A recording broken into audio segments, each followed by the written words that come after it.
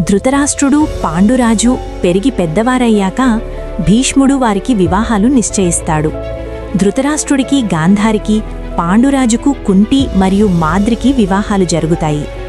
గాంధారదేశ రాజకుమారి గాంధారికి ధృతరాష్ట్రుడితో వివాహం జరిగినప్పుడు తన భర్త పుట్టుగుడ్డివాడు అని తెలిసి పతిభక్తితో ఆమె కూడా తన కళ్లకు గంతలు కట్టుకుంటుంది.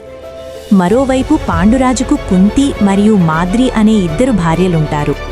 ఒకసారి పాండురాజు అడవిలో వేటాడుతుండగా పొరపాటున మైథునంలో ఉన్న ఒక ముని దంపతులను, అంటే జింక రూపంలో ఉన్నవారిని బాణంతో కొడతాడు.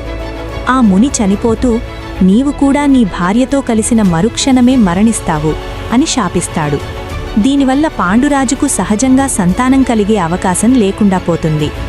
పాండురాజు సంతానం లేక బాధపడుతుంటే కుంతి తన చిన్నతనంలో దుర్వాస మహాముని తనకు నేర్పిన ఒక రహస్య మంత్రాన్ని భర్తకు చెబుతుంది. ఆ మంత్రంతో ఆమె ఏ దేవుడిని ప్రార్థిస్తే ఆ దేవుడు ప్రత్యక్షమై ఆమెకొక బిడ్డను ప్రసాదిస్తాడు. పాండురాజు అనుమతితో కుంతి ఆ మంత్రాన్ని ఉపయోగిస్తుంది.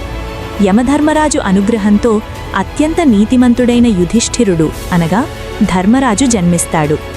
వాయుదేవుడి అనుగ్రహంతో అమితమైన బలం కలిగిన భీముడు జన్మిస్తాడు. ఇంద్రుడి అనుగ్రహంతో గొప్ప వీరుడైన అర్జునుడు జన్మిస్తాడు. ఆ తర్వాత కుంతి ఆ మంత్రాన్ని మాద్రికి కూడా నేర్పుతుంది.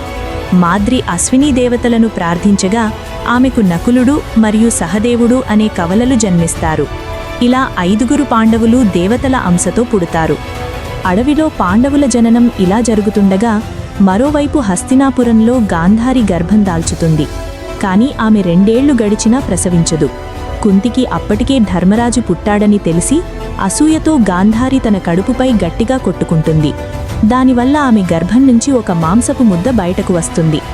అప్పుడు వేదవ్యాస మహర్షి అక్కడికి వచ్చి ఒక అద్భుతం చేస్తాడు. ఆ మాంసపు ముద్దను 101 భాగాలుగా విభజిస్తాడు. వాటిని నేతితో నిండిన 101 మట్టి కుండలలో భద్రపరుస్తాడు. కొంతకాలం తర్వాత ఆ కుండల నుంచి 100 మంది కుమారులు, అంటే కౌరవులు మరియు ఒక కుమార్తె అనగా దుస్సల జన్మిస్తారు. వీరిలో అందరికంటే పెద్దవాడు దుర్యోధనుడు. వాడు పుట్టగానే గాడిదలు అరిచినట్లు వింత శబ్దాలు వస్తాయి. ఆ వింత శబ్దాలు మరియు ఉత్పాతాలు చూసి అది కురువంశ నాశనానికి సంకేతం అని పండితులు చెబుతారు.